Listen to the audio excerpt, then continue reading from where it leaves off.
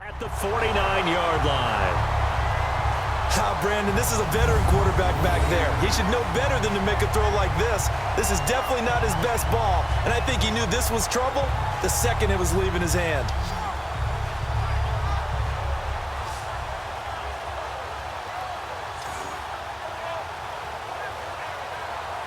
Now the Buccaneers offense gets ready to head back onto the field. And the last go-around for them, they tried that really, really long field goal, couldn't connect. And in retrospect, I think a lot of people would say, well, why would you try one that long? You hurt yourself in field position. The ball comes out, there. That only helps the other team. But I look at it as maybe it's a double shot of confidence. Confident the kicker could make it. And even if he missed, confident in their defense that they could hold him. And this time he's able to take it down to the 42. 7 yards, the pickup on the pitch and catch. One thing you're hoping for when you run drag routes, you're able to hit a receiver in stride, and he can pick up a lot of yardage after the catch. But in this situation, the defense was effective, able to stop him before he could get a good head of steam going.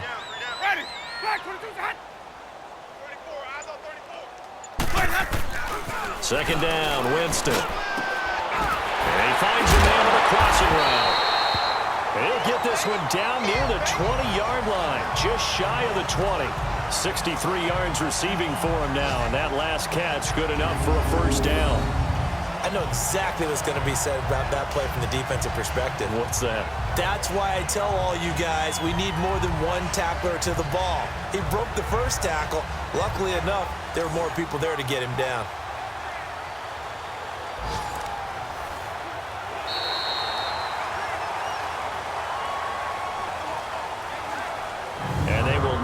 Time to get another play in here as time has run out on this third quarter. We'll return with more after this. You're watching the NFL on EA Sports.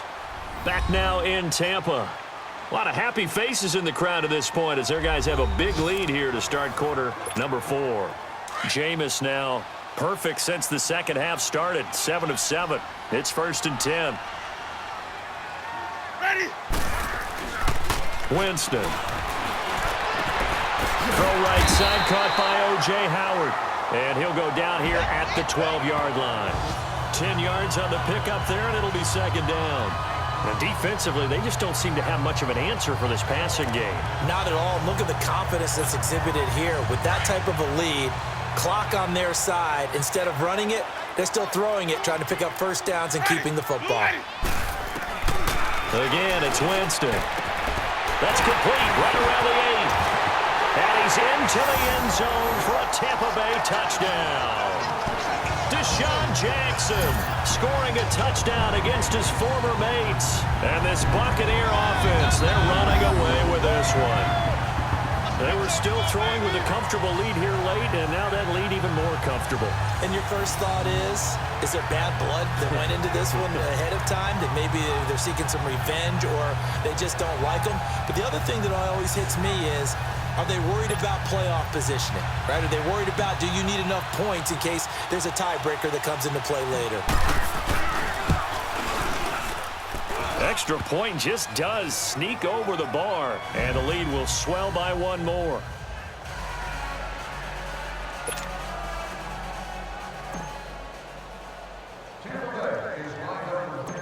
Set now to kick this one away, and off it goes.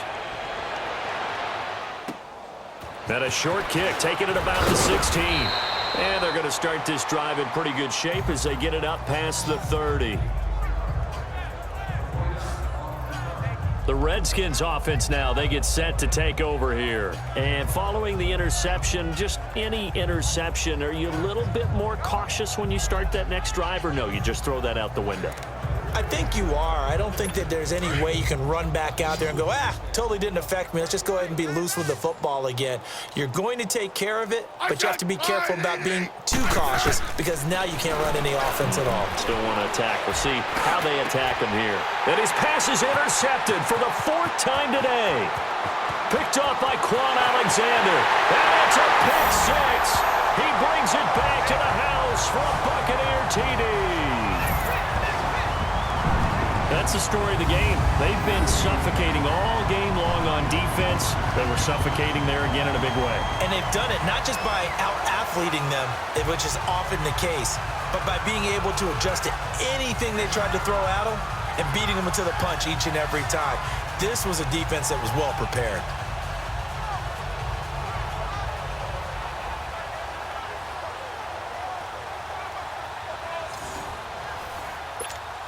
Catanzaro now for the extra point.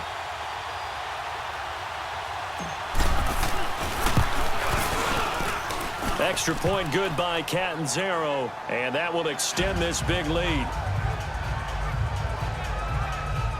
So the defense creating some points, not only getting the interception, but then returning it to the end zone for the pick six.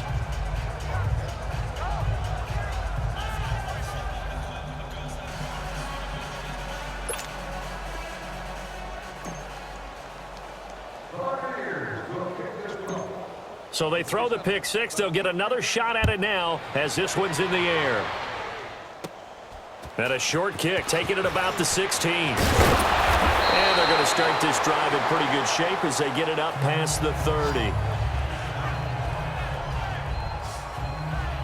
So out now come the Redskins. And they just had that pick six. I guess the only positive maybe of them returning that for a touchdown. This offense right back out onto the field to try to make up for it.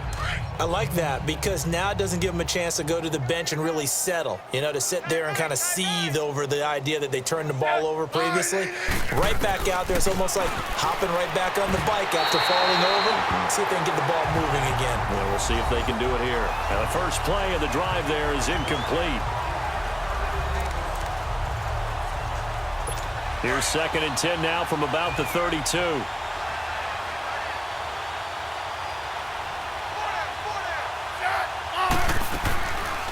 They'll run it now out of the gun. They showed off a nice juke of the defender before the next wave could bring him down. It'll be a pickup of 10 yards. And they'll be faced with a 3rd and inches. Look, the first down marker is out there, but sometimes it's hard to find for an offense when they're in a long yardage situation, which usually means throw the football. In this case, they went against the tendency and ran it, and boy, the reward was there. A big, big pickup, and guess what? It's now 3rd and very short in order to try and pick up a first down. The offense on 3rd down tonight, not good. 0 for 4 thus far. They're looking at 3rd and a few inches.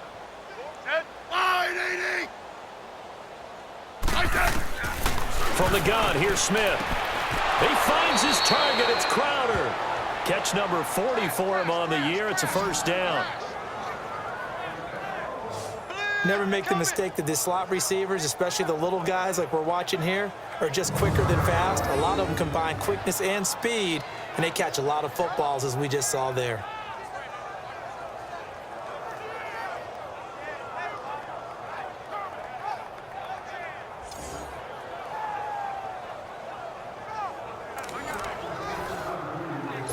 Smith now 6 for 6 since coming back out of the locker room. It's 1st and 10.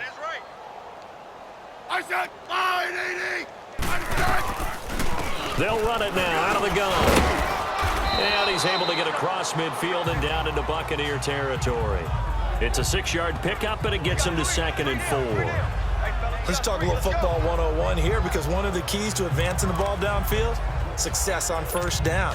Huge difference, as we know, between 2nd and 4 and 2nd and 8 and 9.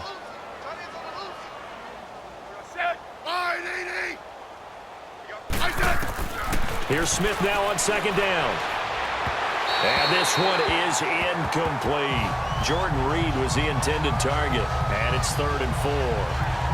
Brandon, at least there's one bright side to that incompletion. What's that? It wasn't an interception. Wow. You're a nice guy. That was kind of savage. But correct. No pick, just incomplete that time. Now they face a 3rd down and 4 after that incompletion on 2nd down. They'll run it now out of the gun. And that play goes nowhere. Taken down, losing yardage at the 50, right at midfield. He lost 2, and it brings up 4th. Brandon, that play typifies what we've seen from the offense all day long. They've had no success getting things going. I think for the offensive coordinator, he's got to go to that side of the play sheet that says, try something different. Try some specials, something they haven't seen all day to try and get this offense kick-started. Here's Tressway now. He'll boot it away from about his 35.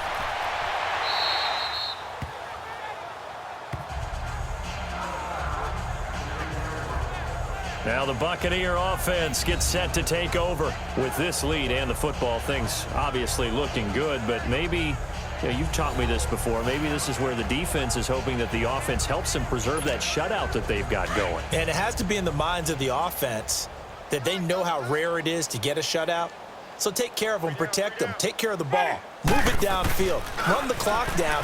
You don't want your defense having rush coming, and he's taken down. Jonathan Allen in there to get him his second sack now of the afternoon. Charles, you said earlier this defense is probably going to need to hold these guys right around 20 or under that if they were going to have a chance. It was evident pretty early on that wasn't going to happen. Yeah, they left 20 behind a long time ago in this game, didn't they? It looks like they're headed towards a big number. But 20 was the threshold because that kept them in the ball game and kept the pressure off of their own offense.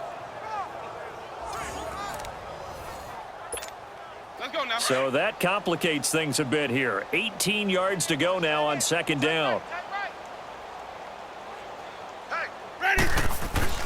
Out of his end zone, Winston over the middle to Evans. And he'll get it up a little shy of the 15. They'll spot him down at the 14-yard line. It's a pickup of 12, and that'll set up a third down. The Bucs on third down. They've hit it 50%, 3 of 6 to this point. This is 3rd and 7. Throwing, Winston. And he takes a shot on the release as this will be incomplete. Not only was the call spot on, how about the execution of that defense right there? Zone was absolutely locked up tight. He was trying to force it in there on third down. But if there's a time to force it, he felt like he needed to make a play, right? Yeah, exactly right. Third down, you got to try and find something. There's nothing available there for him. Here's Brian Anger now. Always a good sign when your first punt comes in the fourth quarter. Oh, it's a wobbler here. Pretty woeful there. Just 23 yards on the punt. And we have reached the 2-minute warning. A look at Washington as they come onto the field. These guys had to punt their last possession, and that's become too familiar of a refrain. Too many of these drives just wound up going nowhere. Well, you know how in baseball when the pitcher gets a base hit and he's on base, they bring his jacket out to him to keep him warm? A lot of times the punter goes to the sideline, puts on sweatpants or a wrap over his leg to keep it warm. He might need a massage from the trainer right now from all the work he's getting. On first down, Smith. Time for a break. Oh, he dropped it. And that's pretty indicative of the way this one's gone.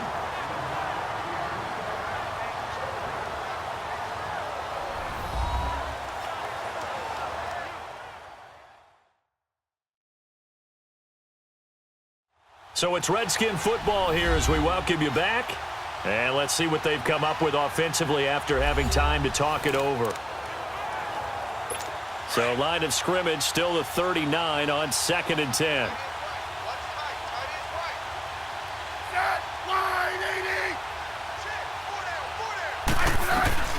On 2nd and 10, Smith.